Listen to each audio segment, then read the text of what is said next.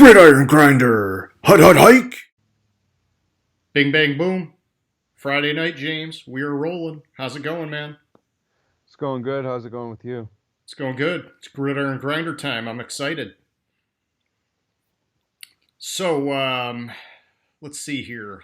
Last week, we started a new thing with the show at the beginning, like this, where, as people can see, you have been traveling the country and you're setting up shop with a different stadium behind you each week now. Just one quick clue is that the stadium is for a team with a home game this weekend, but we're starting it off with this called Name That Stadium. And so, for our viewers, if you think you know which stadium it is, we're encouraging you to pop it in the comments. The first person to get the right answer, they'll get a special shout out in the show next week. And just real quick, looking back, last week was the first week we did this. We had one participant who happened to be correct. And so, with that being said, we'd like to give a special shout out to Rob Huffmaster. Thanks for playing. We appreciate your support. And also, James, if you didn't notice it, Rob made a comment that he thinks Tom Brady should retire. What do you think about that? I think it makes sense. I mean, going into the year, I was concerned about him. Last year, he looked like he had dropped off a lot. While he's not as bad as I think Breeze has dropped off, I think that there's definitely a noticeable decline, and he's also like forgetting what down it is and making simple mistakes with that. But that also could be the fact that he's in the new offense and looking, which looks differently than what New England did for the progression on receivers. Yeah, exactly. And that's a lot of what I've been hearing is that, his whole career in New England, he was taught you start shallow and you work your way deep with the progressions. And now with Tampa Bay, it's the reverse, where Bruce Arians is telling him, hey, I want you to look deep first and then bring it down. The last thing we want to do is check it off to the running back. And I think some of that is making him think a little bit more. And, you would think by this point in the season, I know it's still the early part, but you'd think a veteran like him, he should be in a better groove by now. And that fourth down debacle, that was a mess, man. It's just like, hey, just own it. You screwed up. We're going to move on. We're all human. We make mistakes. But, yeah, I think he's long in the tooth, man. And yeah, I agree with you. He's still got some arm strength, but it's been a rough transition going into this new team, and they've looked good in some games and they've looked bad in some games. So, I think it's retirement is coming sooner than later. Yeah. All right, so looking at some of the other games, man, did you get to catch a lot this past week? I got to catch a little bit, like most of the Monday night and the Tuesday game. I didn't catch much of the Sunday games live because I was traveling, but went back and caught a little bit of them on the shortcuts that um, DirecTV offers. Yeah, you So got a good package there. Yeah. Well, that's cool. So, I think I asked you earlier, but did you go back and take a look at that Dak Prescott injury? no, I didn't look at the Dak Prescott injury. It was more of a I saw enough video of it um, from from the internet that I didn't really want to go back and Put yourself see. through that kind of pain. It hurt Yeah, just to watch. Yeah. No, hey, it's tough, man. I know that you and we've been pretty big critics of Dak, but this is not the kind of thing you want to see happen to a player, whether you like him or not. And we've been hard on him critically, but Dak is a really good football player, and hopefully he has a speedy recovery. We can kind of point to what happened with Alex Smith as that was a longer drawn out thing, but it's great that he was eventually able to make it back. Hopefully for Dak, this is a quicker, more cleaner recovery, and it's not a career threatening kind of thing. But just watching it, man, it shocked me. I was not expecting to see that kind of an injury, and I mean, I knew instantly it was going to be bad. But hey, just keep our fingers crossed and see what happens at this point. yeah. hopefully you hate to see somebody's career end on something like that, especially a meaningless run, but it's Yeah, rough. and I mean, hey, I don't want to say like, oh, what are you doing? Why you running with your quarterback when you got Zeke sitting back there? But they want to have the versatility that they can do a lot of different things on offense. And I mean, geez, we were just talking about it before. I think how like the average pass yards per game with Dak it just was through the roof. And so it's like, hey, man, maybe hand off the ball a little bit more. You don't need this guy doing everything. Right, but then again, like the average pass yards for Dak, I mean, part of it has to do with the fact that they've been coming from behind, having to come from behind like almost every game.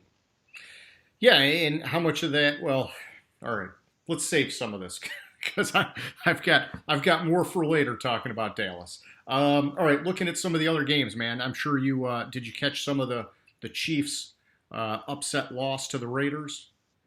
I caught most of it. I turned it off because I was just getting really annoyed with the game. It seemed like the Chiefs defense is not what I thought they were. Yeah, It seemed like the Raiders had like the perfect package defensively to stifle a little bit of enough of what Kansas City was doing, and then I turned it off because I got frustrated with it.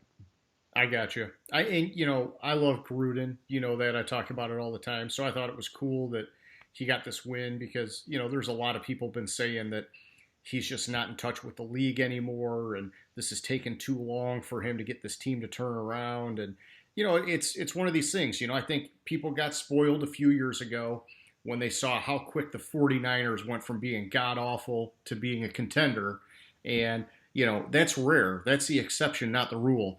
Gruden came in, and it was more about, okay, you're number one. We're going to strip all the pieces, and then we're going to start to rebuild. And it's been a slow process, but I think they're starting to fill in both sides of the ball.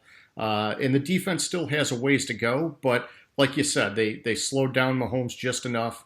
And then offensively, I read a lot about this game afterwards because I didn't get to see it live, but they talked about how going into this game, I believe Derek Carr only had two passes greater than 20 yards down the field and two completions, I mean.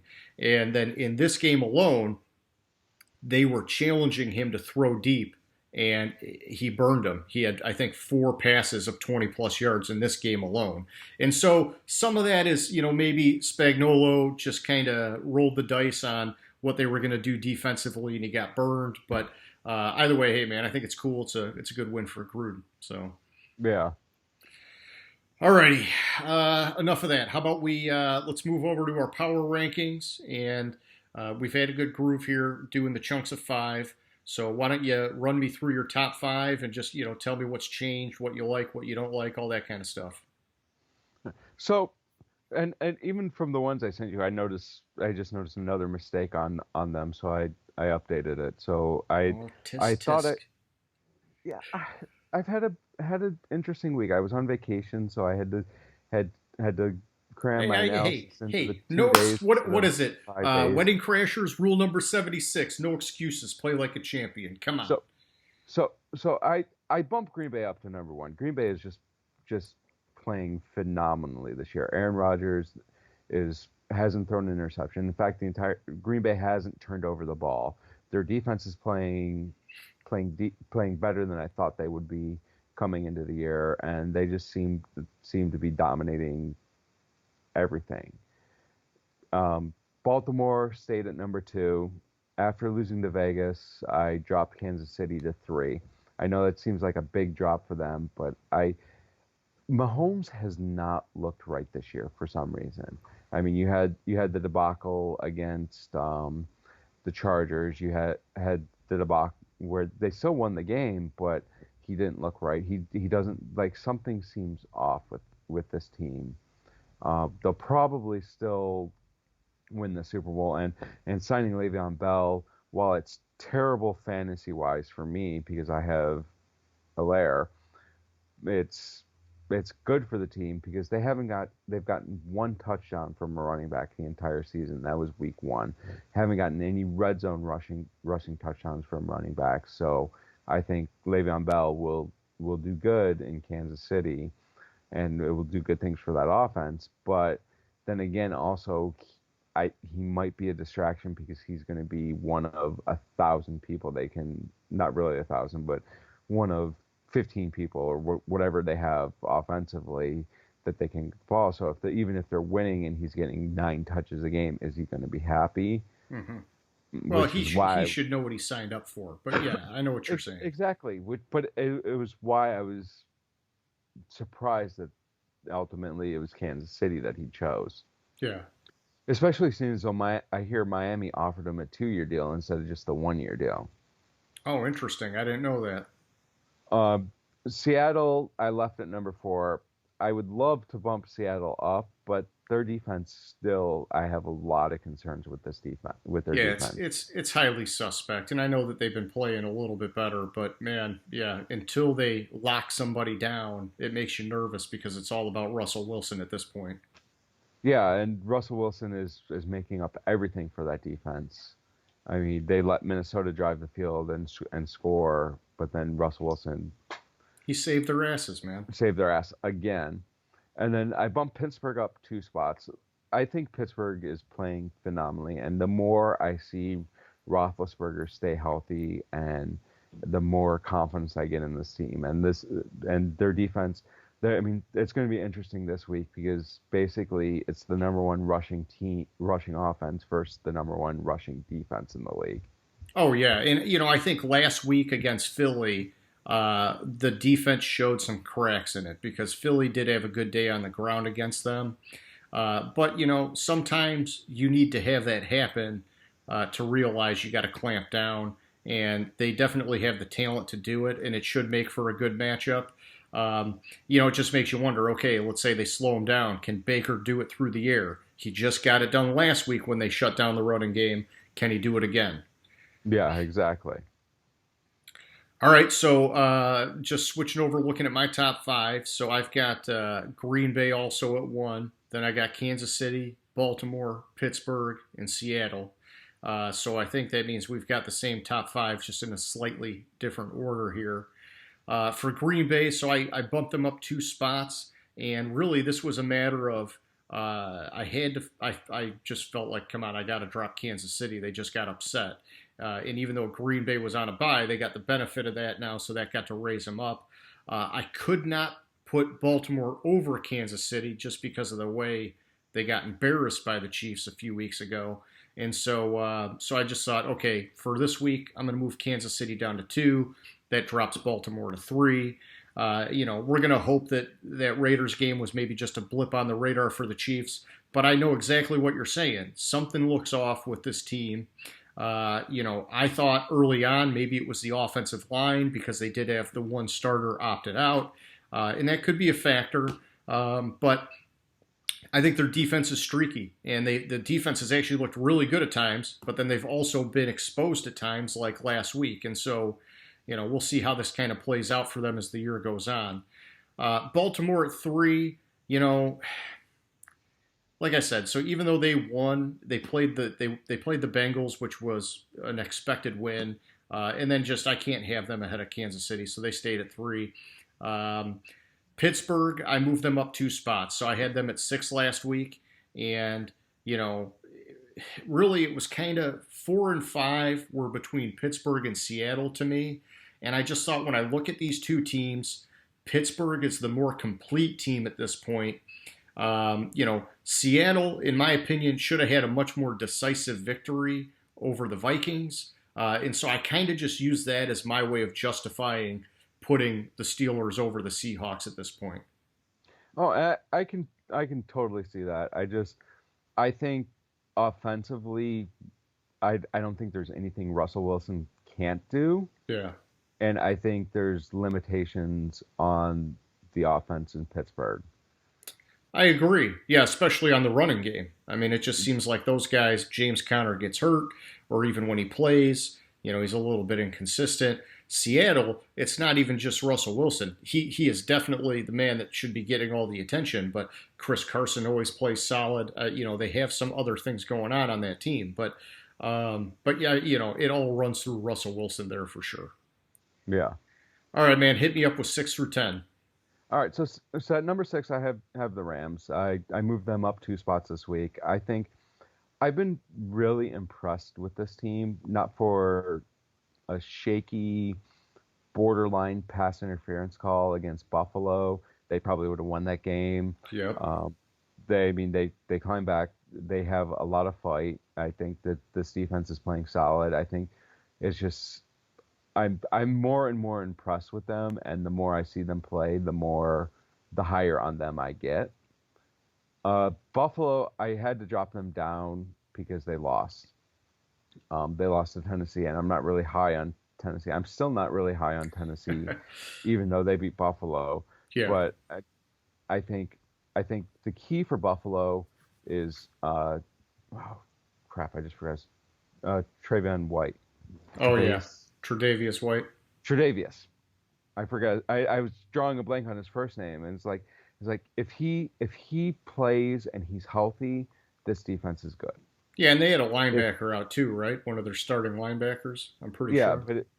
But if Tre'Davious White kind of disappears in the background, this defense is terrible. And without Tre'Davious White, they couldn't stop the run game. Yeah. But I mean, they make Tannehill look like freaking Joe Montana. So maybe not that good, but Tannehill looked really good in the game somehow. You sound so bitter about it, man. And listen, you're going to hate it when it goes to mine because I got Tennessee a lot higher, and I was a hater because of what was going on with the COVID stuff on their team being a little bit out of control. But what they've done on the field, I'm giving them a lot of respect this week. So, but I'll save it. I'll let you get through your 6 through 10 here. So I dropped Tampa Bay down 3 spots. I was really high on this team coming in. I thought they had a lot of weapons for Brady. I was concerned about Brady, and I thought the defense coming into the season was as good as it was last year. But this defense has shown that they can allow people to pass the ball on them, and which is a surprise. And I don't know what's going on with that there, but I finally had to drop them down a couple spots after losing to Chicago, who I think is one of the worst teams in the league on paper, but somehow is 4-1, and it doesn't make sense to me.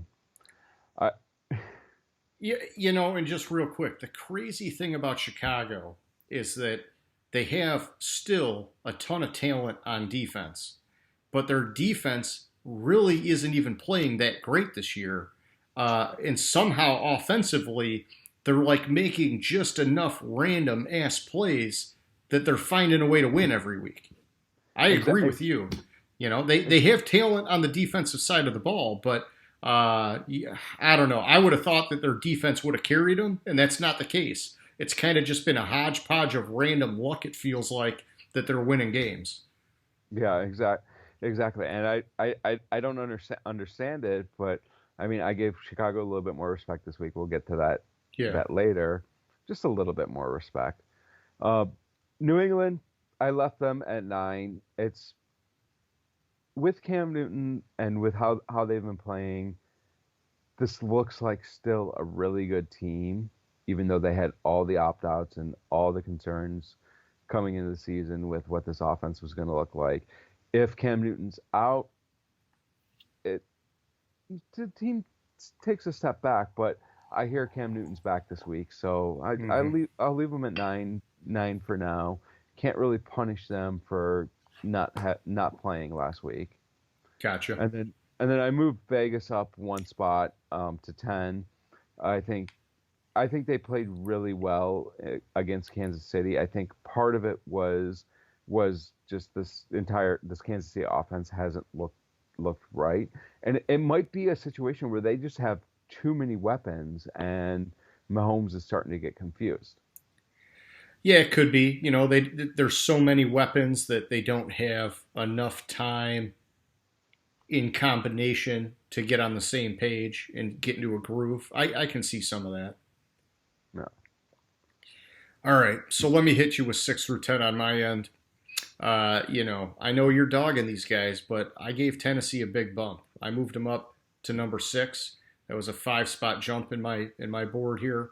Then I got Buffalo, the Los Angeles Rams, the New Orleans Saints, and the New England Patriots at 10. With Tennessee, I just think that the win over Buffalo shows the potential that they have. The coaching and the execution was solid all around. And that's for a team that was shut down with all sorts of problems with COVID. And, a lot of people were kind of saying, man, this could be a mess with them coming back into this game. And, man, I mean, they looked like the run game was sloppy. I mean, well, I don't know if I'd say sloppy, but it was a little bit ineffective. But they just manhandled Buffalo, man. And that's a team that was on fire up to that point. So I just felt like, hey, I got to bump them up at least higher than I got Buffalo. So I moved them up 5. I dropped Buffalo down 2. And, the flip side of that is, hey, it's an ugly loss for Buffalo. Josh Allen basically lost his composure. He was throwing the ball erratically throughout the game. And it's one of these things that it kind of reminded me of when Baltimore played Kansas City and Lamar Jackson just looked like a totally different player, and it was embarrassing. I mean, this game was like, Josh Allen, what the heck is happening with you, man? You looked like one of the best quarterbacks in the league all the way up until now, and now you look like you did a year ago when it was like you're getting, totally streaky black or white Josh Allen. He's either going to be really good or he's going to be really bad, and we got the really bad version of him this past week. So Yeah, but the thing with the Buffalo Tennessee game, one thing I just thought on that is how did Buffalo really actually think they were going to play the game? Because it was rumored it was going to be postponed. Plus, they have Kansas City coming up this week. So yeah. could they have said, "Oh, well, they haven't practiced in 2 weeks. There's no way they're going to be anything." Maybe. I mean, it could be the case. I don't know what's going on in the locker room, but I think you got to be prepared to play hard no matter what. And whatever. I mean, if that's the case, then they'll get back on track this next week and it'll be fine. But talking about Tre'Davious White and the defense, this defense all year has had issues. And that was their trademark the last couple of years. And so I think that it was great that Josh Allen has surprised the world by being so awesome. But I think long term, this defense really has to get back on track if this team wants to make a run in the playoffs. Yeah, definitely.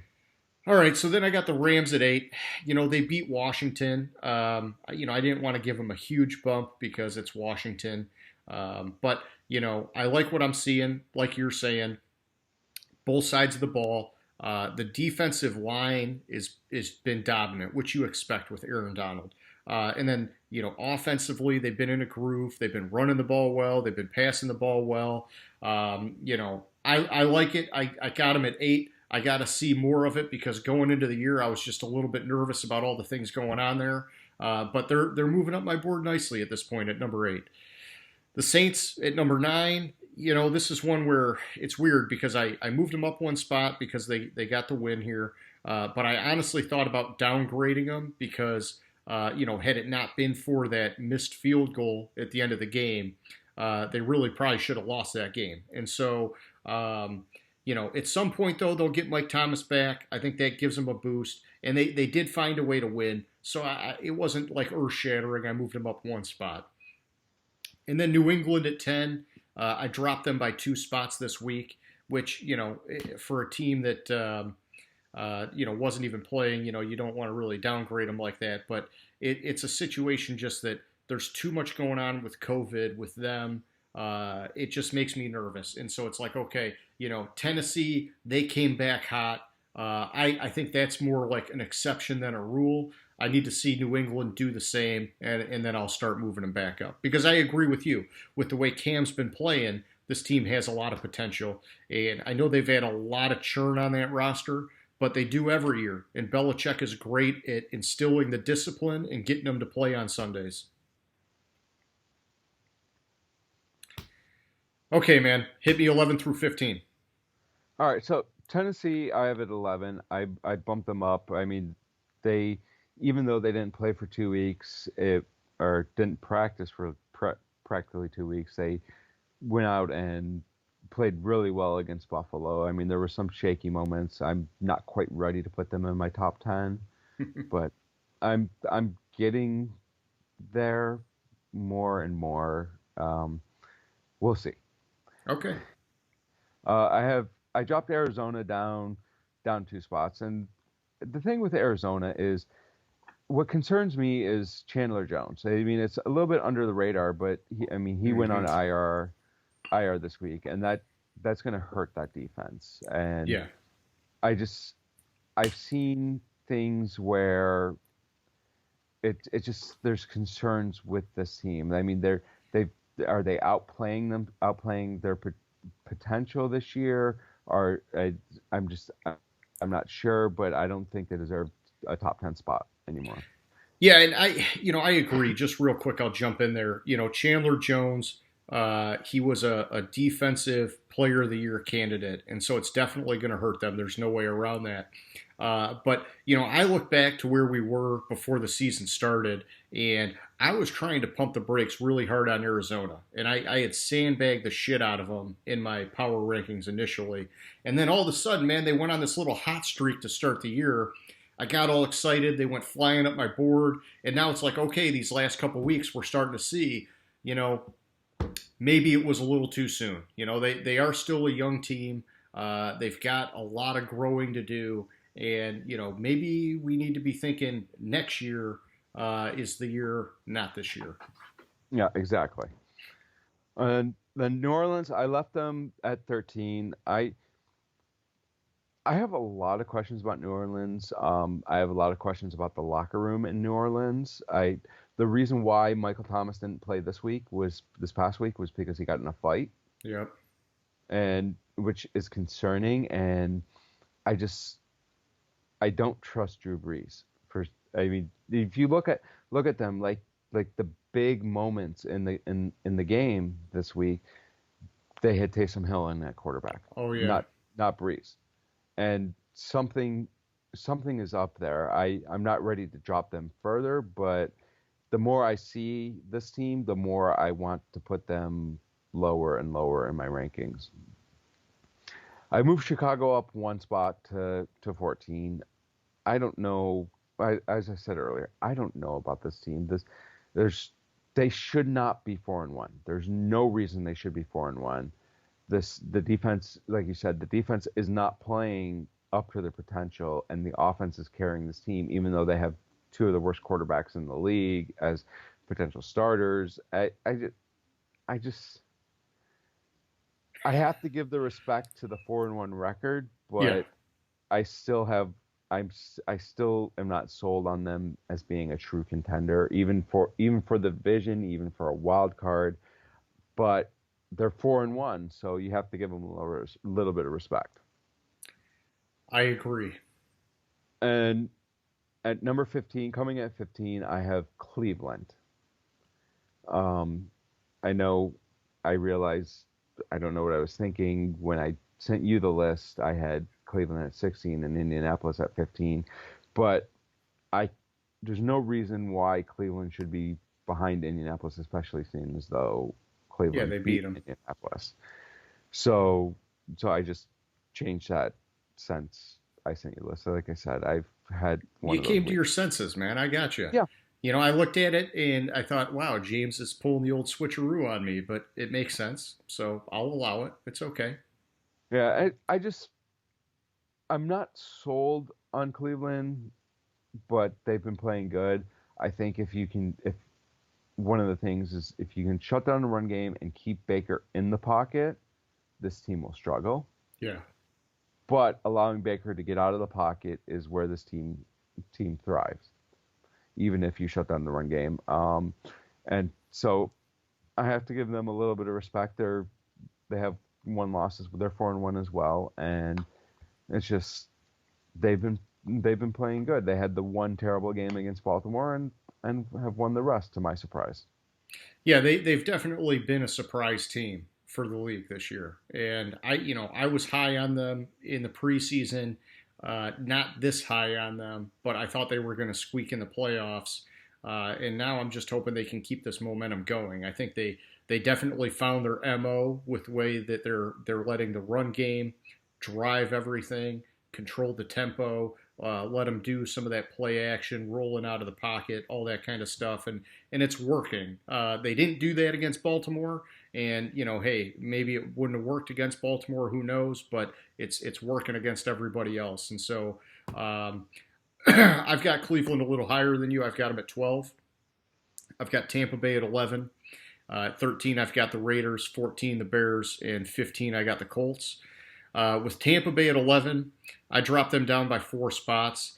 Really them losing to Chicago just makes me have to really reevaluate the team.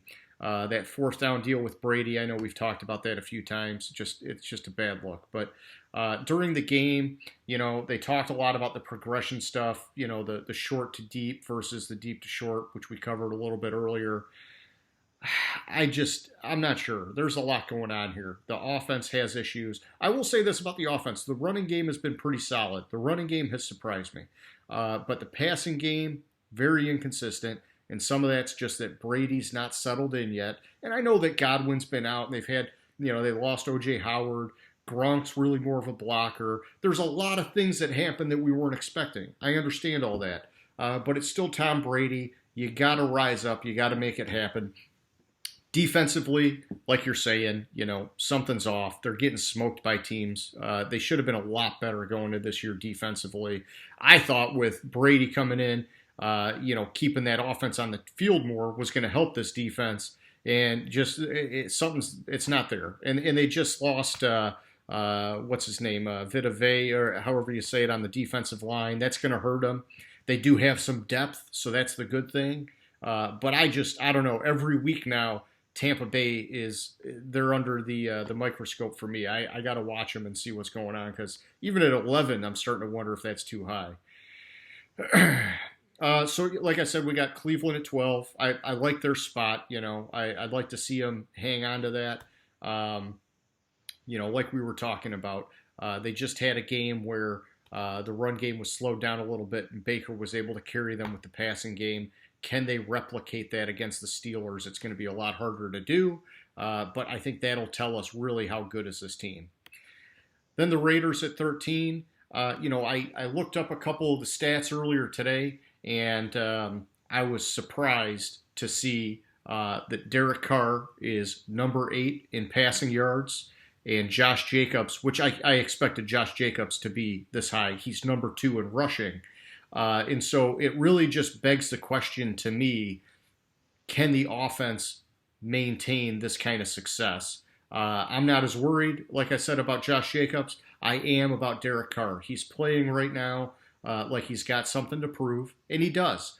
But can he keep that mentality, or at some point is complacency going to creep in and him revert to what he was doing these past years, where it's a bunch of dink and dunk short passes, safe kind of not turning the ball over type stuff. That's the stuff that it's held him back. And his aggressiveness this year has gotten him a little bit over the top. That's how they beat Kansas City. And, they need that, because this defense clearly is not there yet. And hopefully as the season goes on, the defense gets better. But we'll see. The offense is what I'm keeping an eye on here. Yeah, but if you also with the Kansas City game, one of the things, if you go back and look at it, it seemed like at times the defense of Kansas City was confused as to what the Raiders were doing, and that. So maybe they're getting more creative with the play calling. Right, that might be a knock on Kansas City, but it might be also the Raiders are just being creative with the play calling and disguising their formations and their plays just enough to where it's not as easily recognizable. I gotcha. And hey, let's see how it plays out for the rest of the year. I'm not a huge fan of Derek Carr, but if he keeps playing the way he's been playing, it's going to bode well for the team. Okay, so then I got Chicago and Indy at 14 and 15 respectively. Chicago, just like you, I'm really struggling to find a place for these guys on my board. I had him at 20 last week. I'm moving him up 6 spots. It's like way aggressive, but they're 4-1. I had to respect the record a little bit, and so no matter how much those losses are ugly, I mean those wins are ugly, they're wins. And so I moved them up here, and then with the Colts at 15, so I dropped them down 3 spots. And this one just kind of sucks because last week I was talking about how the defense can carry this team, and we can't keep focusing on Rivers like I've been doing. And then what do you know? He goes and rears his ugly head. He has 0 touchdowns and 2 interceptions, and so basically single-handedly killed the team in this game. At this point in the season, my opinion, I was telling you just a few days ago, I think Indy needs to make a trade. I think the perfect quarterback for them would be Tyrod Taylor. They get him at a reasonable price. They could find a way to fit him in the cap, and he's a very safe game-managing quarterback that would let the defense in the running game carry this team into the playoffs. Phillip Rivers clearly is just going to fuck this team over. That's the bottom line. Yeah, I agree there. I have Indy at 16. Their defense. The reason why I moved them up 2 spots is more of I dropped 2 teams down that were ahead of them, and that's the only reason. I don't think they're the way Rivers is playing. He's too inconsistent. It's not there. And I agree with you. They should make a trade. I'd love for them to go after Stafford and give Detroit like whatever the hell they want for him, and we can just move on from him. But that's a whole nother story. I think Tyrod Taylor would be a better fit. He's not a starter currently. He's safe with the ball and let the defense carry the team. I dropped Dallas down 3 spots to 17, and this is more of a reaction to the Dak injury than the team because yeah, they won, but they lost Dak Prescott for the season. Andy Dalton is not the quarterback that Dak Prescott is. Dak Prescott's been basically carrying this team on his back all year, which is probably why his ankle got hurt because he couldn't carry the load anymore. Yeah, not really, but it's just this defense. Yeah, you're gonna have people hating us for making comments like that, James, but it's okay. Maybe we need a little bit of controversy to up the ratings a little bit. Possibly. This defense can't. You or I could play quarterback against this defense and throw for 400 yards. Yeah, maybe 50 yards, but yeah. But the defense is playing like crap all year, and it's a huge surprise because I think they have the talent on the defense. It's just something's not clicking with it. Yeah. And then 18, I dropped Philadelphia down 2 spots. It's just Philadelphia. Like there's something wrong with Carson Wentz. Oh yeah, and I think he started to look better this past week. But I agree. He did, but I can't. Dallas has a half win more, so I can't put Dallas behind Philadelphia. So I had to drop Philadelphia down. I dropped San Francisco down 2 spots. We had talked about it. I was thinking, and I think I'm right on it that Garoppolo, his struggles were more of he came back too early from his injury type of struggles, as opposed to he didn't. While I'm not high on Garoppolo, and I don't think he's the answer in San Francisco, I think his struggles in his benching were more of he came back too quickly from his high ankle sprain, and I think he'll right the ship a little bit and start to play more, at least more like he was playing before he got hurt. So I didn't want to downgrade them too much. Okay. And then at 20, I have Miami. I've said a couple times that if they start Tua, this team is potentially a playoff team. They're not that far out of the playoffs currently. Yeah, Fitz, man. Fitz magic. They keep saying it. As long as he keeps making the magic, it's okay. Yeah. There's no rush to bring Tua in. Exactly. This team is playing really well. I would have loved for for Bell to go to Miami because I think he would have Yeah. gotten the touches that he needs. He would have righted that offense. He could have been the focal point of the offense and taken this team to the playoffs, maybe to the playoffs, maybe just outside the playoffs, but he could have elevated this team a lot. Yeah, it's interesting with Le'Veon Bell. You mentioned that to me last night, and I thought, on the one hand, it would make good sense because he gets the opportunity to be a starter, and Miami's definitely trending in the right direction. On the other hand, I kind of thought Miami's offensive line is pretty suspect, and I'm starting to wonder if Le'Veon Bell is the kind of runner that really needs a decent, at least decent, seasoned offensive line because going back to his Pittsburgh days, Pittsburgh had a good line, and a lot of Le'Veon Bell's success was the patience, waiting to see where the holes are going to open up, and then making his moves. And I don't know if he would have that luxury in Miami, to be honest. And I think that Myles Gaskin is a good running back for Miami because it's like, hey man, I'm giving you the ball, you got to hit that hole. Like there's no hesitation because this offensive line might collapse, man. You just got to take whatever you can get. But who knows? Until the guy gets there, you never know how it's going to play out. So, all right, so we'll flip over to mine. 16, I got Arizona. 17, Carolina. 18, I got the Los Angeles Chargers. 19, I got Miami. And 20, I got San Francisco. This is where my board started getting really wacky. I made some bigger moves this week.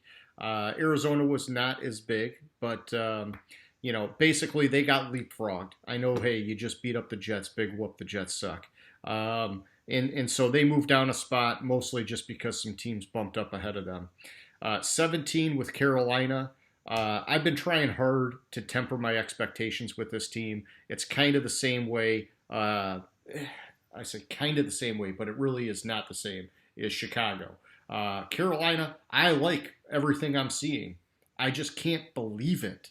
Like Chicago, I hate everything I'm seeing, but I'm like forced to be like, shit, they're 4-1.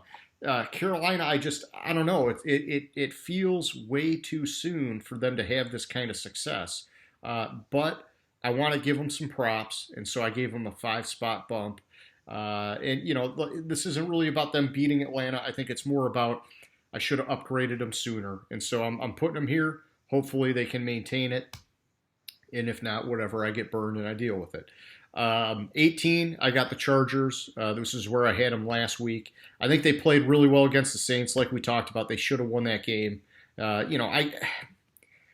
mean, I don't want to say they should have won that game because it was a 50-yard kick at the end. That's not a gimme field goal. And so, but I thought I did see the one stat, which was pretty cool, which Herbert was the first rookie in a Monday Night Football game to throw 3 touchdowns in the first half. Man, this guy, he's just impressive. And, the Saints adjusted well, slowed them down just enough in the second half that they got back in it and they won it. And so in overtime, they won it. But I like where the Chargers are going. They're moving in the right direction, even though they've not had all the wins, but they'll get there. Miami, I got them at 19. Man, I bumped them up big. I bumped them up 9 spots, and I probably should have bumped them up more sooner, kind of like the Chargers. This week was sort of the recognition week. I had to give them some credit. Like we talked about, I don't think they need to rush Tua with the way Fitz has been playing. He's just got to maintain that. And in the past, we've seen that he has these flashes for 3, 4, 5 games, and then he just like totally 180s. And so I think they just need to be prepared that when that 180 happens, that's when you make the move to Tua. And that's fine because, at that point, Tua's now had a lot of time to recover, and it's probably, he'll be ready to get a little bit of action. But Fitz is coming off 350 yards and 3 touchdowns. So let's see if he can keep it rolling. And we've talked about this before. I like the way the defense is progressing. They put a lot of money into that defense, and the guys are starting to gel a little bit. Let's see if it keeps going. 20 with San Fran. this team's driving me nuts, man. I'm a huge fan of Shanahan. You know that. I was worried about the injuries earlier in the year, and somehow Shanahan got a win, even though they had like half the team go on to IR all at one time.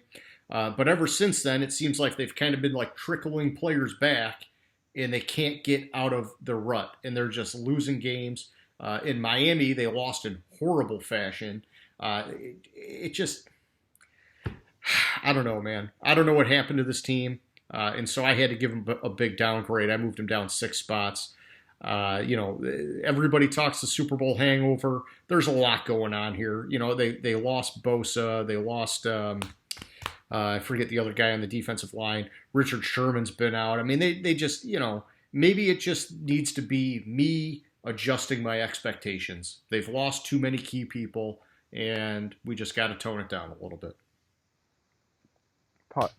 Possibly. The thing with San Francisco that drives me nuts is that this team should be playing better based on the coaching. And I don't know what all is wrong with this team. Injuries aside, this team, they have flashes where they're good, and then they have flashes where they look like the New York Jets.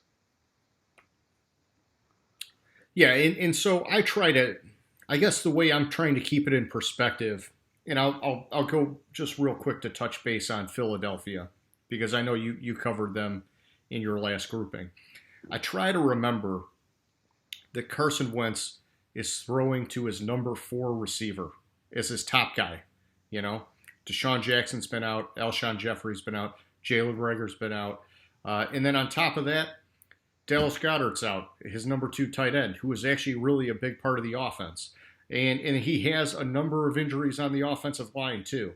And so I try to, throw Wentz a bone that it's like, man, last week he played very admirably against the Steelers defense with like very few weapons. With the 49ers, and I think it's the same thing, I'm trying to justify it. I'm like, okay, Garoppolo was out. Mostert was out. We talked about the defensive line. We talked about Sherman. Kittle was out. Deebo Samuel was out. I mean, it's just they've had like a zillion injuries at wide receiver. Jordan Reed, their backup tight end, he came in, played great. Now he's out. It's like, there's just a shit ton of injuries this year. I don't know. That's one of the teams that got bit hard by it.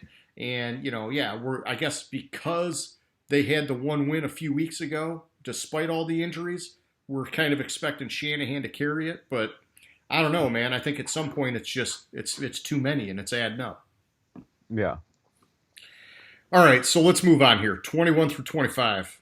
All right. So 21 through 25, basically all my teams dropped 1 spot, and it was more of because I boosted Miami up 5 spots. So I had them at 25 last week, and so all these teams that I had 20 through 24 dropped down, which is Cincinnati. I really like what I see out of Burrow. I think that this team is better than I thought they were coming into the season. I don't think they're quite there yet to be competing for the division or to be competing for a wild card spot, but I think this team has a bright future. Denver, they're at 22. I think this team is completely different with Drew Lock and Noah Fant in the lineup than it is without them. Yeah. I think they have the injuries on defense with Von Miller and everything that's starting to show up a little bit for them. Yeah, people keep forgetting about Von Miller being out. I mean, because it's been the whole season. It's kind of like they're looking at what's happened lately. Well, it's a factor, man. I mean, he was one of the best players in the league, and it's going to hurt that defense. Exactly. So I don't want to really punish them for them basically showing what I thought once Von Miller went out. Mm-hmm. Carolina at 23. I really like what I see. I'm a little bit more tempered on my excitement for this team than you are. Yeah, you're sandbagging them, man. Then now we're opposites. Exactly. But I really like what I see, and I think that Matt Rule has already proven through through the 5 games this year that he's the right coach for this team. Oh yeah. Minnesota, I don't like what I'm seeing at all. I think that they played a really good game against Cincinnati or Seattle this past week and had it there, but this defense is terrible. This is it's so bad, man. How is this a Zimmer defense? They're so bad. I don't know, but I couldn't really drop them much further because the teams I have behind them are pretty shitty. Yeah, we're getting into garbage time. I know. And then Houston, I like the fact that they got the win after firing Bill O'Brien. O'Brien. After firing O'Brien, I like the rally behind that. I think Houston is the best 1-4 team in the league, but talent-wise, but they have to prove it a little bit. And Roman Cornell has already failed as a head coach. Yeah. So I want to see a little bit more before I let them move up a little bit on my board. Oh yeah, I hear you. And I think for Houston, it's already a lost season. You know, they're not expecting Romeo Cornell to all of a sudden have this like resurgence and get them into the playoffs. I think that they're saying, hey, we've got a stable veteran interim head coach that's going to get us through the year, and we have plenty of time to figure out what we like and don't like about this team and make some adjustments in the offseason. Hopefully start the coaching search sooner than later, and as soon as they can jump on a guy, they're going to grab him. But, we'll see. That's just my opinion on it. All right, so 21 through 25, I've got the Vikings, the Cowboys, the Texans, the Bengals, and the Eagles. With Minnesota, I agree with you, man. I probably have them too high at 21. I dropped them down 2 spots. And with these guys sitting at 1-4, it makes me wonder if or when is it going to be do or die time for Mike Zimmer? Because I don't know. Some people say, oh, hey, they played great against Seattle. It came down to the wire. But the defense just sucks so bad. I mean, I don't know. It was a bad game. When you are winning like that, you got to be able to close. And this team is just lacking discipline. They're lacking fire offensively. There's a lot of things going on here. The thing is, when I look at them, I think it's lucky for them. They've got a great matchup coming up against Atlanta, which they got to be careful. It could be a trap game because Atlanta's offense has potential. And this is a defense that's suspect. But on paper, Minnesota should beat up on Atlanta, and then they get to go into a bye week, which could help them regroup. But I just hypothetically am thinking, what happens if they lose next week to Atlanta? Do you get rid of Zimmer midseason? We've already seen it a few times now. They'd be 1-5 at that point, and they have Gary Kubiak running the offense, who used to be a coach in the league. I know his time in Houston was a little bit shaky, but he did win a Super Bowl when he was with Denver. And so maybe they would say, hey, enough's enough with Zimmer. We're just going to hand over the reins and see what happens for the rest of the year. Same thing. Get an early jump on how you're going to reevaluate looking at 2021. Okay, Dallas at 22. So I hit them hard. Like you said, even though they won, I'm really punishing them because and punishing is the wrong word. I'm downgrading them because they lost Dak, who is a really good quarterback. And I think it's extremely unfortunate. Here's the thing, and I know Tony Dungy took a lot of heat this week for sort of the way that he expressed his opinion on the matter. But I tend to agree with some of what he was trying to say, which is that without Dak, this team is going to be forced to play more complementary football. And that could end up being better for them. Up until this point, they've been having Dak just carry the team. They've been neglecting the running game. It's been keeping the defense on the field a lot, and it's been burning them out. It's just not working. If they focus now more on Zeke being more active in the game, controlling the tempo, controlling the clock, maybe that helps the defense start getting to that next level. And then Andy Dalton's capable. I don't think that you want him to do what Dak was doing. I think you want him to be more conservative. He can still pass. They got great weapons. Just make sure he's passing safely because we've seen that he can be good and he can be bad. And so, I don't know. I just think they have an opportunity to change things up. Maybe they have a little bit more balance and maybe it helps them. Just my thought. 23, I got Houston. Like you, I thought it was nice that Romeo Crennel got the win. They rallied around him. That was nice. But he's not the answer long term. And so, this team is kind of in purgatory until they get to the offseason. Cincy at 24. I dropped them down 3 spots, which, this was kind of a tough one for me. Maybe it was a little bit more of a downgrade than they deserve. But I thought they were going to be able to at least show a little something more against Baltimore, and they were just outmatched. And I knew they would be outmatched, but I was hoping to see a little bit of magic from Burrow, and they were just outfought. So and outmatched is really just the way of putting it. And then Philly at 25, I dropped them down 2 spots, even though I think they played great against Pittsburgh. It's just tough. They still have a lot of issues. They need to get guys back healthy, and then maybe they can start moving in the right direction. But you can see Wentz is starting to develop some chemistry with Fulgham and these other wide receivers that they came out of nowhere, man. These are guys that were like way deep on the bench, and now they're being cast into that starting lineup, and it's starting to work, but it's taken some time. Yeah. And the thing with Cincy and Baltimore game is the biggest weakness on the Cincinnati offense is the offensive line. And Baltimore blitzed almost the entire game, and they were able to take advantage of that weakness and hit Burrow every play, which was causing a little bit of his happy feet and a little bit of his struggles. I think it was more of a testament to how good Baltimore's defense was and the game plan they went in with versus Burrow not showing anything.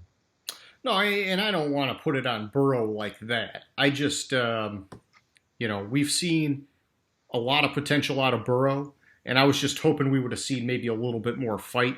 And I agree, if Baltimore game planned it to take it away from him, then so be it. I shouldn't be so harsh on him. But I was just hoping to see a little bit more points on the board, and then I've been like, hey, man, this guy can play even against a top team. But, it is unfair to be asking him to do that at this stage of the team. So, you're right. They're in a full-blown rebuild. He's like phase 1 of getting them back on their feet, and it's a good phase 1. So yeah. I'll leave it at that. All right, man, 26 through 30. Hit me up. All right, so 26, I actually bumped the Lions up a spot coming off a bye. Wow. Why? Why do that? It has to do with what I've seen with Jacksonville. Jacksonville looks pathetic, and we'll get into it a little bit with the game. I don't think the Lions can beat Jacksonville, but Jacksonville just looks, there's something wrong with this team. Okay. It's not playing. They're not. It's their playing well. defense, man. It's their defense. Well, yeah, because they got rid of everybody that could play football. Yeah, but that's what's wrong with it. Their offense is moving the ball. Yeah. So with that said, I downgraded Jacksonville 1 spot, and that basically I flipped Detroit and Jacksonville. I just don't like what I'm seeing in Jacksonville. Well, I don't like what I'm seeing with the Lions. I just think the Lions are playing slightly better than Jacksonville. I gotcha. Just slightly. Hey, these are your rankings, okay? You can put them whatever way you want for whatever reason you want. At 28, I still have the Chargers. The reason why I didn't upgrade the Chargers, well, I like what I'm seeing out of Herbert, and I think Herbert is a stud and going to be a star in this league. This team doesn't seem to be able to finish games. Mm-hmm. They jump out to big leads, do really good, and then they trail off. I think part of that, I actually think that they might need a new head coach. I wasn't expecting to hear that tonight, but I got to think about that now because that's not something I've actually considered. I just think that that the the head coach is not the right fit to keep to for this team. And while I like which is Anthony Lynn, while I Yeah. like their coach, I just think that a little bit of this trailing off in the second half and losing games. Like look at this past week. They jumped out to a huge lead or jumped out to a lead and then lost the game and couldn't complete it. Well, part of that could you could blame the missing the extra point and this and that, but all this stuff is just it's just the little things that they need the detail there Yeah. to for this team to excel. Washington, I had them at 29. I left them at 29. I see potential down the line of this team. I like a lot of what I'm seeing on the defense. I think the defensive line is phenomenal. They're playing phenomenally. I think they have a lot of room for improvement, including the quarterback play. If Alex Smith, which is what the thing I heard is, even though Alex Smith came in and he played decent when he came back in, they said that what's his name, Kyle Allen, He'll be the is starter. Yeah. will be the When he's starter healthy. Yeah. when he's healthy. And it's like I think this team could be so much better with Alex Smith. This team has a chance to win this division this year. Because it's such a bad division, man. Well, it's because it's such a bad division, but that doesn't Yeah. matter. It has the chance to win the division this year. You gotta Yes. play. I got you. I got you. Yeah. You gotta go for it, and they're not. And then Maybe at they should 30 trade for Tyrod Taylor. no, because they have the guy Alex Smith on the I team already. I just don't think Alex Smith is ready, man. You know, like here's the thing. He came out there and I don't think he really had any expectation in his mind that he was going to get on the field. And the dude took 6 sacks, man.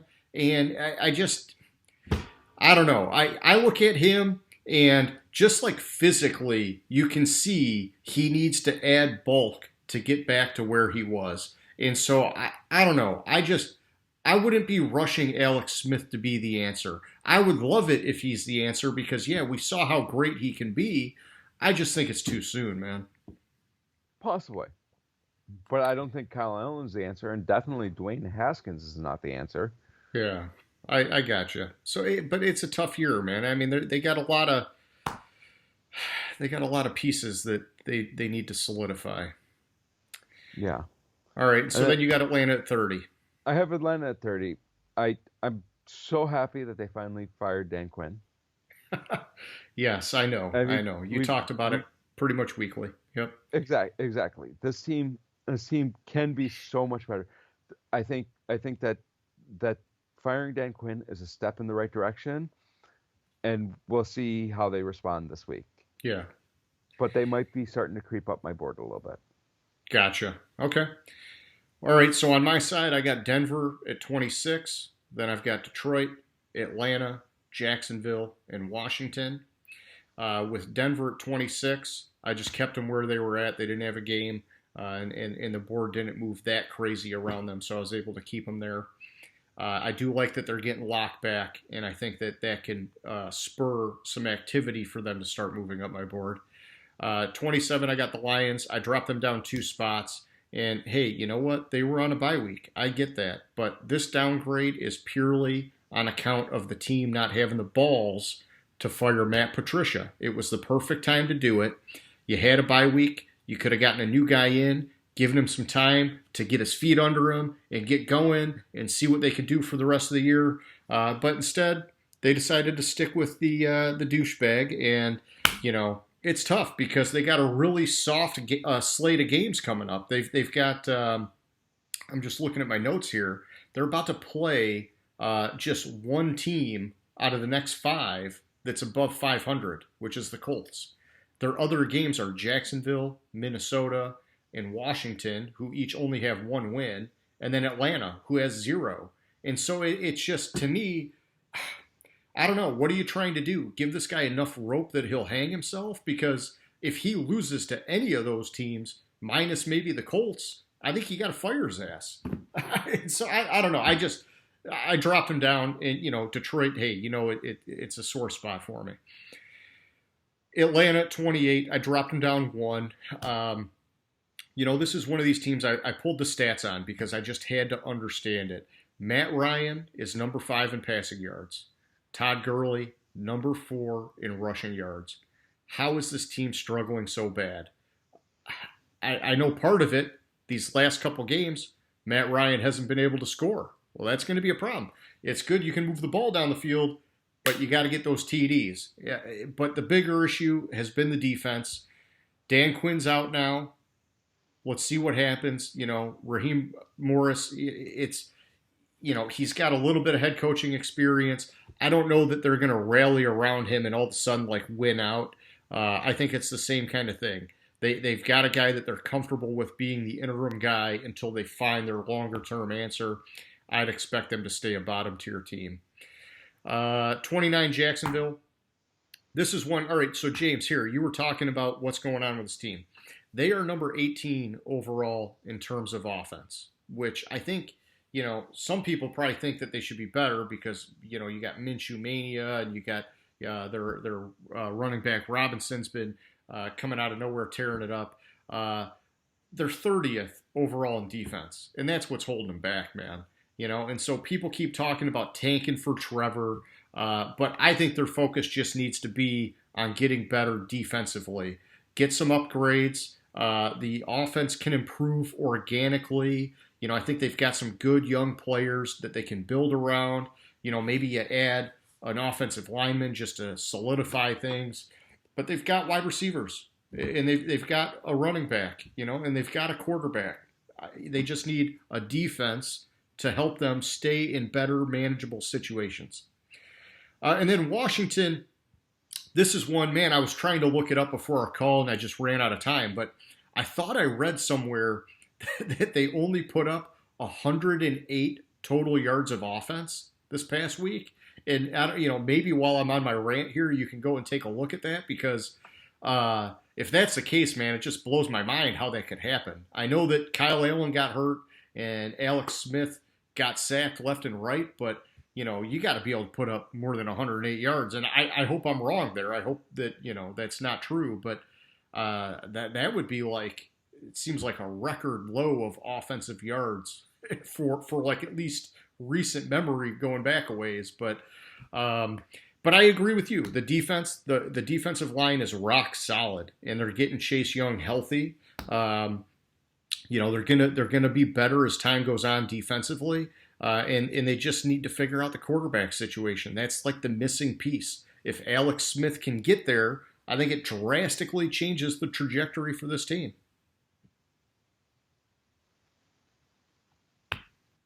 And so I can tell you're still looking because you're so quiet.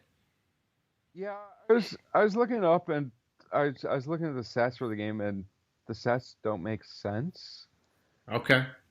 Because Kyle Allen had 74 yards, Alex Smith had 37 yards, but overall the team only had 70 passing yards. Yeah, I don't see how that makes sense. But so that would have been 108 yards or 100 whatever yards passing. What did they have rushing? 38. All right, so either way, even if you added it up, without taking out whatever that 30-yard gap on passing, they would still only be at 140 yards or something, right? Yeah, but the official stats say it was 108 yards, total yards. 52 plays, 108 total yards. I don't know. Maybe some of that's sack yardage that they're taking out of the total.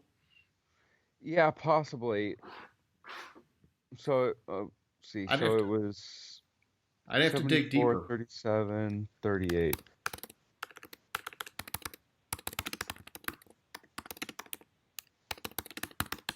Plus 37 plus 38. All right, so here we go. I just looked it up. The fewest offensive yards in the NFL. The Arizona Cardinals set a playoff record for the fewest yards. 77 total yards. This was back in 2015. And then it says, hang on, there's one here. The Seahawks had a day back in, it looks like 2013 with -7 yards. What? No, that can't be right. Here, we're getting off track. We're getting off track. Yeah. We can look this up later. So if you take out this, they were sacked 8 times for 41 yards. So if you add up the total, take out the sack yardage, it's 108 yards. Okay. So hey, that 108 total yards, man. I mean, that sucks. Yeah, that's fucking terrible. All right, so back to the power rankings, man. We got 31 and 32.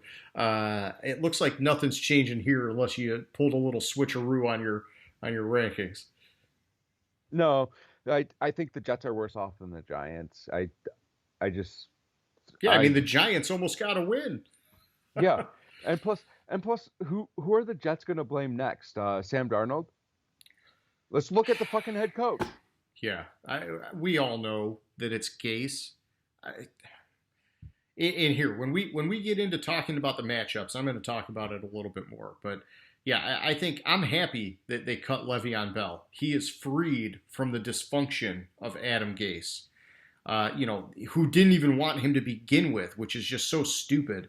If you're a good coach and you get a good player, you figure out how to use the guy. You don't do everything in your power to I don't like him and I don't like the way he talks and, he should be talking to me, not the media. And, I'm only going to use him in a limited basis and all this stuff. Yeah, whatever, man. It was garbage. I don't know. I don't know what else to say about that. And it's irrelevant whether we misused him. Yeah. That was the nice quote this week. Oh, I missed you there. What were you saying? I said that the nice quote this week was it was irrelevant how we used him. Oh, gotcha. Yeah, no, I don't know. I think that how you use a player is a factor. And it looks like you lost my video. That's okay. I can still hear you. All right, so while you're working on that, how about we switch over, talk about the matchups for the week, and start giving out our picks. Before we jump into it, though, let's just do a quick recap. Year to date, we are tied up. We've each got 50 wins, which is good for 65% on the year. I don't know that that's all that great. You did some of the math on the betting if we were actually picking the money lines, but we're not doing this for betting purposes, and so this is probably a good time to throw out that disclaimer to people that hey, if you use these picks, you're using them at your own risk.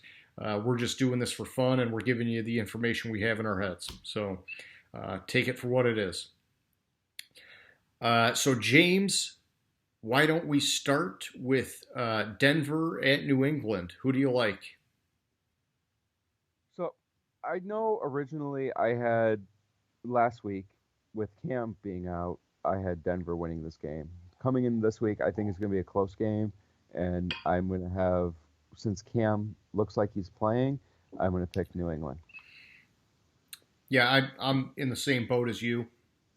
I think it's nice that Drew Lock is supposed to be back and Cam Newton's supposed to be back. We're going to get a better game because of that. I think that Denver's defensive line has been really solid, and that could be a factor in this game. But I think it's only going to slow down Cam. I don't think it's going to stop him. And so I think that New England finds a way to win this one. Okay, next up, we got Houston at Tennessee. This one was a little difficult for me to pick. I think it's one of the harder ones to pick this week. As you know, I'm still not sold on Tennessee. So yeah, you're hesitant. I'm hesitant on them, but the way they're playing, I'm going to roll with Tennessee this week. Nice. Yeah, I'm going with Tennessee as well. I like the way that they just manhandled Buffalo. I will say that it's a divisional game, and so there's an unpredictability factor with that. Like they say, any given Sunday. But as long as Tennessee's rolling, I'm going to stick with them. Next up, we got Cleveland at Pittsburgh. Oh, Interesting fact I found this week when I was looking at this game is Cleveland has is winless in their last 16 trips to Pittsburgh. Oh, no shit. Ooh. And I Their really, last 16 trips, and they're only going to Pittsburgh once a year. Wow, yeah, that's okay. So it's been a lot of years since they got a win in Pittsburgh. yeah. So I'm gonna roll with that continuing and Yeah. Pittsburgh winning this week. Yeah, I agree. I'm going with the Steelers. I was looking at some of the stats, and Big Ben, man, he's sporting a 110 quarterback rating right now. I like that. And I know I talked earlier about how Philly sort of exposed their defense a little bit with the running game. I just think the Steelers have the edge. I don't think that it's. I think both sides of the ball. I think Pittsburgh is better, and it's at home. Not that the home field advantage is a big factor right now, but I like Pittsburgh. Okay, next up we got Baltimore at Philadelphia. So I don't like how Philly's playing. I don't like the how Philly's defense has been playing this year. I think Lamar Jackson gets a little bit back on track, and Baltimore wins this game. Gotcha. I agree. I think Baltimore is the better team. The one thing that I do want to point out with Philly that I think has been flying under the radar is, and I'm actually just trying to find my note here real quick. Okay, here we go. They're third in the league in sacks. They've got 18 sacks at this point throughout the year, and their defense is a lot better than they're getting credit for. And, some of that is just that as a team, they've got to come together. They've got to get the offense in harmony and all these things. And so, I think as the year goes on, Philly can start winning games, man. But in this one, I don't see it happening. Baltimore's just a way better team. Okay, next up, we got Washington at the New York Giants. The New York Football Giants. So I know I said that that I thought the only win that Washington was going to get this year was Week 1. I had them coming into the year. I had them going 1-15. The Giants are just playing so shitty That they are? that I think Washington pulls this game out. Okay. Well, this is one where we got some variation, man. I like the Giants in this game. I'm going, and some of this is because my model is picking the Giants in this game. And, my gut wants me to pick Washington, but I just can't do it with how bad they struggled at quarterback last week. And I got to believe that's going to come around. That you make a change at quarterback and it can be rocky. But I don't know, man. I mean, the Giants, they were really close to getting a win at Dallas. And that's not saying much because Dallas has had such a bad year. But I think that they can just edge out Washington in this one. And so I'm giving them this game, and we'll see what happens. All right, next up, we got Atlanta, Minnesota. So I think this is another one where we have different picks on.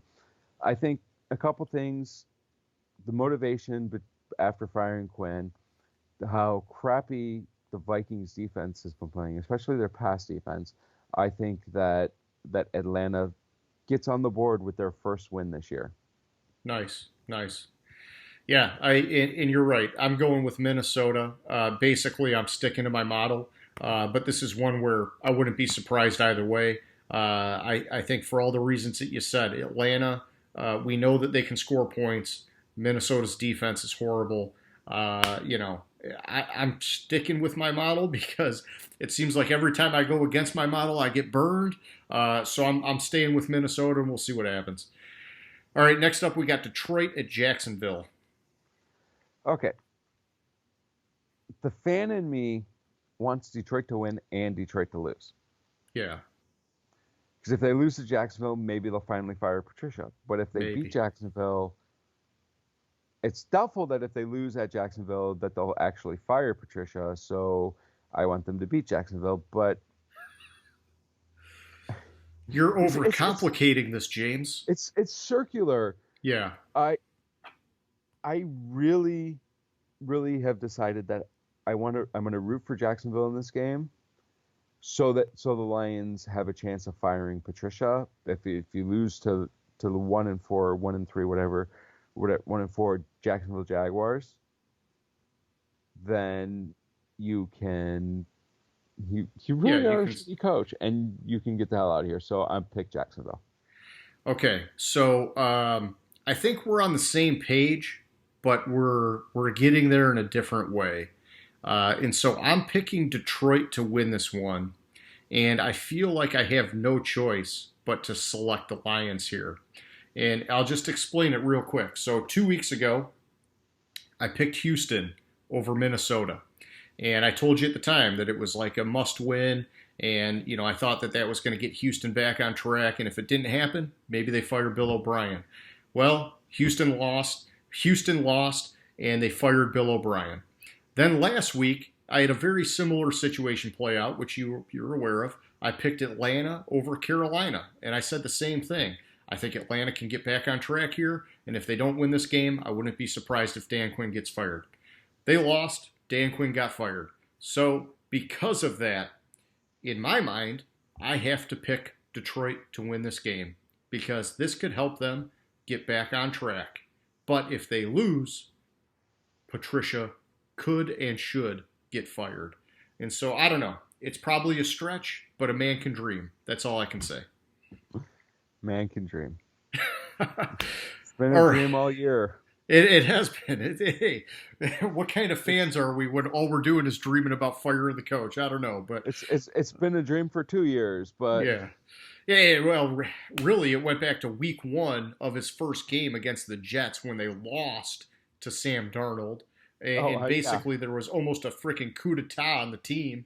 But whatever. This is our life. This is the reality. All right. So next up, we got Cincinnati at Indianapolis. This game was really hard for me to pick. It was because on the one side, I like what I see out of Burrow. I really like what I see. On the other side, I like what I see out of the Colts defense. And I think possibly Baltimore and the Colts have similar style defenses, similar style aggressive defenses where Burrow might get a little bit confused again.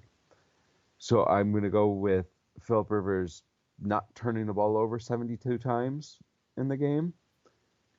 Not really 72, but you know what I'm saying. And the Colts winning the game. Gotcha. Yeah, I'm picking the Colts as well. I think this could be a tough game for Joe Burrow. The Colts, they're really only middle of the pack, and I don't have the stats in front of me, but I know that they're somewhere like middle of the road when it comes to sacks, but their defense is stout overall.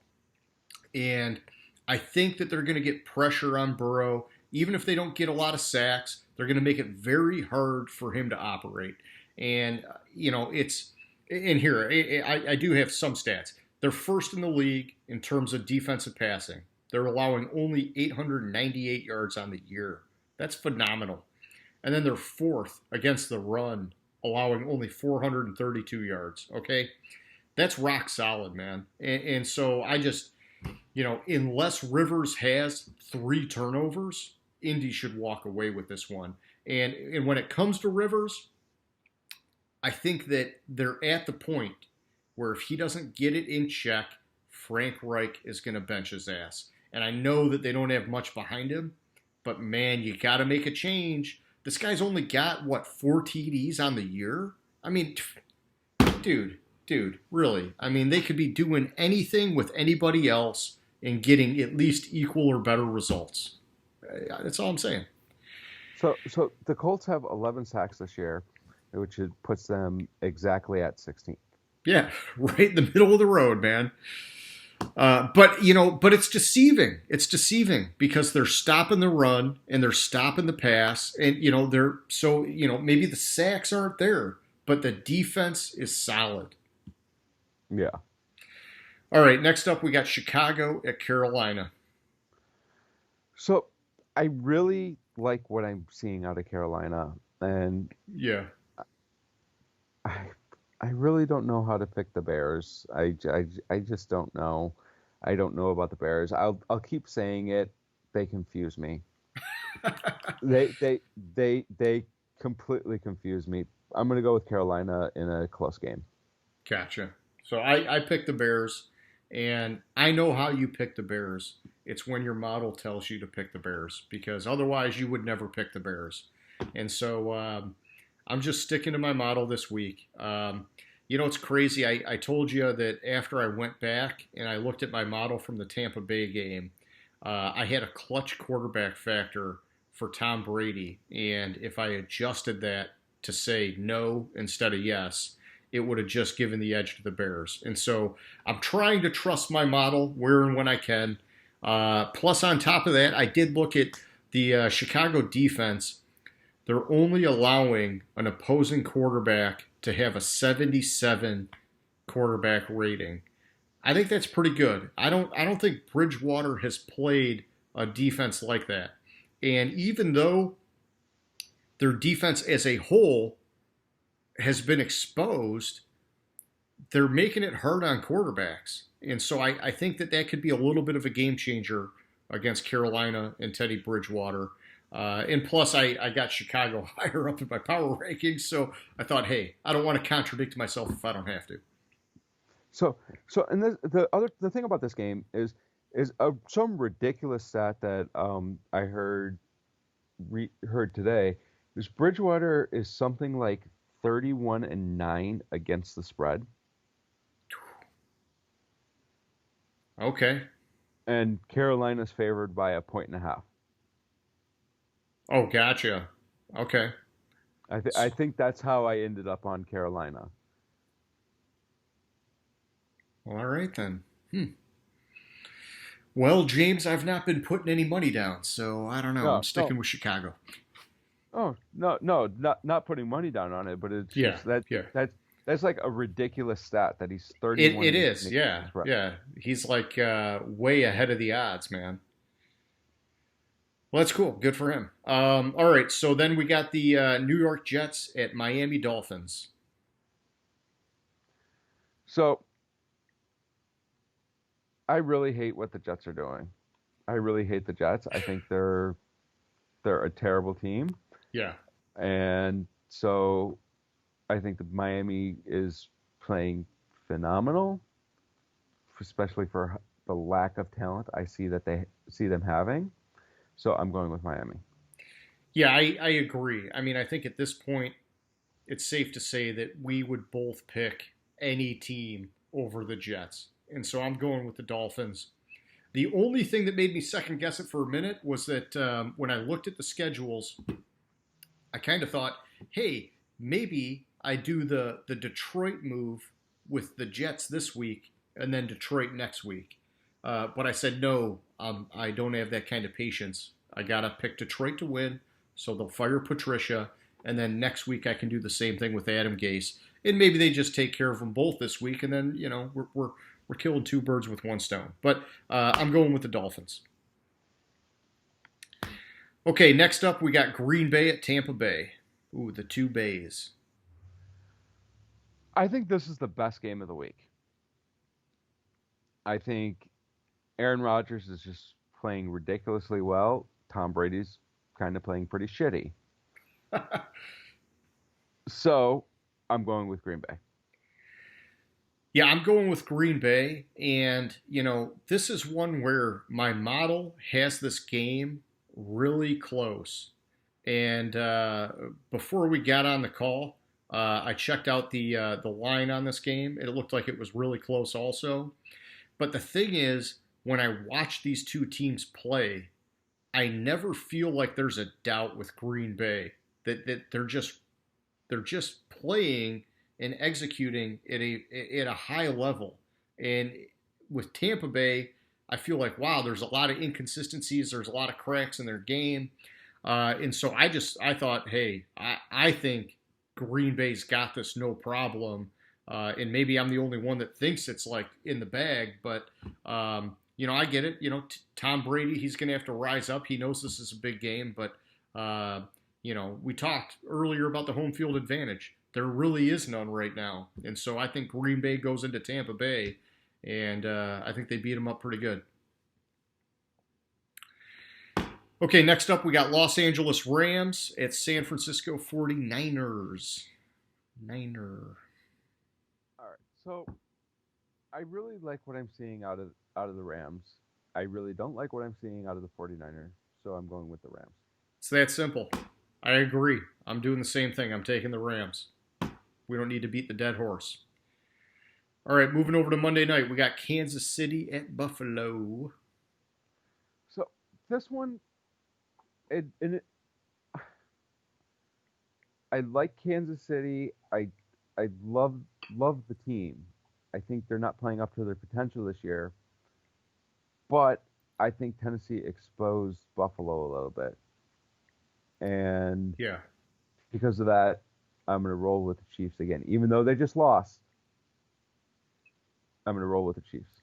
I got you. No, I think both of these teams, they're looking to get right after upset losses. And I'm also going with the Chiefs because I think the difference between those two games is that Kansas City stayed in their game and they almost came back and won it. Buffalo, they just got their shit pushed in, man. I mean, it was really bad. And so I know I'm probably exaggerating it a little bit, but it was just embarrassing for Buffalo, in my opinion. Kansas City at least kept it close at the end. You know, there was a little flash of potential. And, the Raiders, hey, good for them. They finished it off. But I think Mahomes is more likely to keep his composure and get his team back on track. So I'm going with Kansas City. Okay, next up we got the Arizona Cardinals at Dallas Cowboys. What this game boiled down to was Andy Dalton's the starting quarterback for the Dallas Cowboys. Andy Dalton can't win primetime games. Oh, shit, I didn't think about that. So I'm going with Arizona. Man.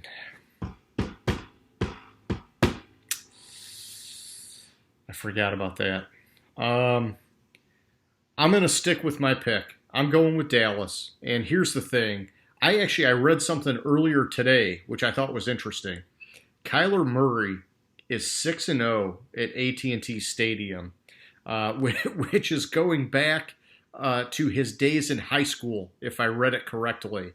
And so that made me want to pick Arizona, but ultimately I went with Dallas. Kind of like the repeating theme here is that my model said Dallas. I know Dak is out, and I think we're going to find out real fast. Are they just going to keep passing like crazy with Andy Dalton, or are they going to start running the football more and playing better complementary football? No matter what happens, I'll be adjusting my model after this week, but I'm going with Dallas, man. We'll see what happens. Okay, last but not least, we're looking to next Thursday. We got the Giants at the Eagles. Oh my God, you're kidding me. Well, if you didn't look ahead yet, I'll give you my take on it, and then you can give me yours. I'm going to go with Philly. Like I talked about a little bit earlier, they're third in the league right now with 18 sacks. The Giants' offensive line looks freaking horrible. They've taken the seventh most sacks with 16, and that's with Daniel Jones being actually very mobile. He's still gotten sacked 16 times. And I don't know, Daniel Jones, he's just not taken the step forward that I've expected out of him. I think Philly is finally starting to find some of that magic. I'm going with Philly to win this one. So this one, when I just think about that game, it just tells me that Daniel Jones likes to turn the ball over, and Phil. I hate both teams. Just remember, you got the Giants at 31 on your board. Yeah, no, I know. Can you really put them over Philly when it's at Philly? I mean, I will say this. In the Giants' favor, the one thing they got going for them is that it did look like Devonta Freeman still has a little bit of spring in his step. And so if they can get the run game going, that could totally change this game. But I'm still sticking with Philly. You know, just gut on it tells me the Giants can't go 0-16 this year. And you think this will be their one win? I'm going to give them the win this week or Okay. next week. All right. Next. And hey, you have until next week to change the pick if you want. So there's no pressure there, but we like to get it in while we can because we're doing these things on Friday nights. Yeah. Something just tells me to pick the Giants in that game. Gotcha. Okay. Well, hey, that's our picks for the week. Moving on here. So just like you've been doing the Name That Stadium, starting last week, we did a question of the week at the end. And my first one, of course, was all about the Lions and would they fire Patricia. And sadly, nobody answered my question on the comments board, but that's okay. This week, we got thrown a little bit of a curveball. My question of the week was going to be about Dak Prescott, and I was going to ask if anyone thought he could hit 6,000 passing yards this season, or minimally break the single season passing record, which sits at 5,477. And I really liked that question before he got hurt because up until that last game, when you were looking at his stats, he was averaging 423 passing yards per game.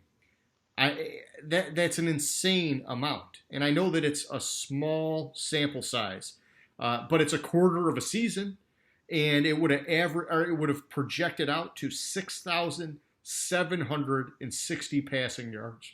And so I don't know. I just that would have been my question. Obviously, that ship has sailed, and so I've kind of had to call an audible.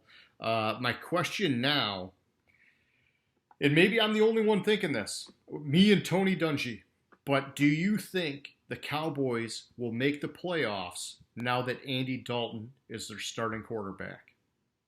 And just keep in mind, the division, like you've said, is very bad, and it's really not about the comparison from Dak to Andy Dalton. Dak is clearly a better quarterback, but I think Andy Dalton makes them change their game plan, and maybe that actually helps them win. It sounds crazy. It's just one of my thoughts. What do you think? Well, I think they can still make the playoffs with Andy Dalton at quarterback, but it's more of a statement on the division than Andy Dalton as a quarterback. Okay. And that's it? Enough said? Yeah, somebody has to make the playoffs out of this division, and I don't have any faith in the other teams in the division. I have to believe that somehow the Cowboys will get that defense right. And Well, James, I'll tell you how they get it right, man. They give the ball to Zeke 20-something times a game. And it's going to give the defense a chance to breathe. And then they're going to come around. They're going to get into a groove, and all the things are going to be beautiful. They're going to start winning games. That's my opinion. I think that when your defense is struggling, you need to run the ball. You need to control the clock. You need to give them a chance to catch their breath. And then when they get out there, they can be more effective. I know it's not that simple, but I think that helps. true, but I don't know about this about Dallas and this division. It's like, who else are with it? Who are you gonna pick? Philadelphia? The only reason I would pick Philly is that if they have guys get healthy, I think they can win games. True. Because Yes, I don't think Goddard's out for the year. I think he can come back later in the season. I think that's a big help because they've been playing the two tight end set for a long time. They've got offensive line issues. Those guys start getting healthy, makes a world of difference. Deshaun Jackson and Alshon Jeffrey, I think last week they were both like questionable, flip a coin, they might have played, and then they were both out. They're very close to coming back. That could help. And especially now that we're seeing the chemistry with Fulgham, I think that can help this team. Defensively, the sacks are there. Maybe they just need the offense to do a little bit more, and the whole thing will come together. So I think Philly could do it. But, looking at Washington, looking at the Giants, I think those teams are too far out at this point. I think it's between Dallas and Philly. Yeah, fair, which is true. I will give you that. Unless Washington trades for Tyrod Taylor. But no, that's not going to happen. All right, so let's see. That's the picks. We got the question of the week. We're wrapping it up, man. You got any final thoughts? I think I hit all my thoughts on the league coming in this week.